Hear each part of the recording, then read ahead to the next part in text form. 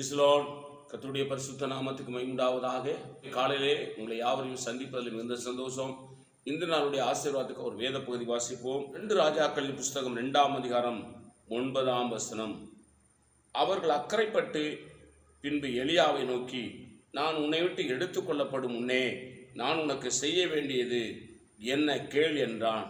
அதற்கு எலிசா, உம்மிடத்தில் உள்ள ஆவியின் வரம் எனக்கு இரட்டிப்பாய் கிடைக்க வேண்டும் என்கிறேன் என்றான். கர்த்தர் இப்பொழுது எலியாவின் மூலமாக எலிசாவிடத்திலே பேசுகிறார்.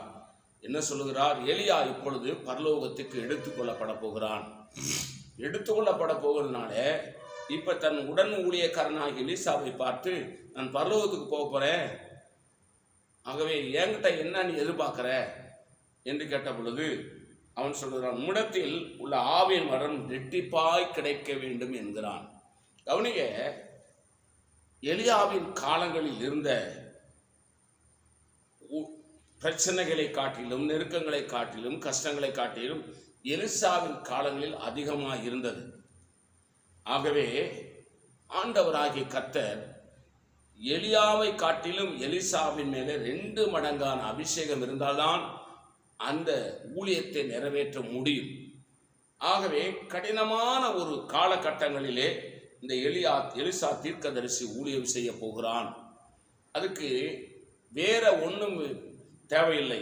உம்மிடத்தில் உள்ள இரட்டிப்பான வரங்கள் நமக்கு இந்த கடைசி நாட்களிலே, அது ஆவியானுடைய காலங்களிலே ஆண்டவருக்காக எதையாவது செய்ய வேண்டும் என்கிற ஆசையும் விருப்பமும் நமக்கு வரணும். எதற்காக ஜெபிக்கிறோம்?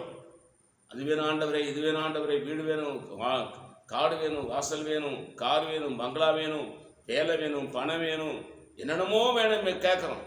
ஆனால் இந்த கடைசி நாட்களிலே, ஆவியானுடைய காலங்களிலே ஆண்டவருக்காக ஊழியர் செய்வதற்கு நம்மிடத்தில், தேவனிடத்தில் இரட்டிப்பான வரங்களை பெற்றுக்கொண்டு இருக்கிற இன்னும் கொஞ்ச நாட்கள் அவருக்காக ஆத்துமாக்களை ஆதாயம் பண்ண வேண்டும் என்கிற விருப்பமும் ஆசையும் நமக்கு இருக்க வேண்டும். இந்த காலையில் அருமை தேவ பிள்ளையே, தேவ சமூகத்தில் ஒப்புக்கொடு. ஆண்டவரே, இது கடைசி நாட்கள், ஆண்டவரே பரிசுத்த ஆவியானுடைய காலம் கொஞ்ச நாட்கள் தான் இருக்கிறது. இந்த கொஞ்ச நாட்களுக்குள்ளே உமக்காக நான் எதையாவது செய்துவிட எனக்கு உதவி செய்யும் என்று கேளுங்க. ஆண்டவர்களை இரட்டிப்பான வல்லமையினால் வரங்களில் நிரப்புவார். உங்களை கொண்டு இந்த தேசத்தை அசைப்பார். உங்களை கொண்டு கிராமங்களை, பட்டணங்களை, நகரங்களை அசைப்பார். திரளான ஆத்துமாக்களை உங்களை கொண்டு ரட்சிப்பார். கர்த்தருடைய வேலையை செய்ய தீவிரப்படுங்கள். கர்த்தர் உங்களை ஆசீர்வதிப்பாராக. நான் உங்களுக்காக செபிக்கிறேன். பரிசுத்த பிதாவே, இயேசுவின் நாமத்தில் செபிக்கிறோம். நீர் எங்களோடு பேசின நல்ல வார்த்தைகளுக்காக ஸ்தோத்திரம். இந்த வார்த்தையின்படி எங்களை ஆசீர்வதியும். இயேசு நாமத்தில் வேண்டிக் கொள்கிறோம் பிதாவே, ஆமேன். God bless you. கர்த்தர் உங்களை ஆசீர்வதிப்பாராக.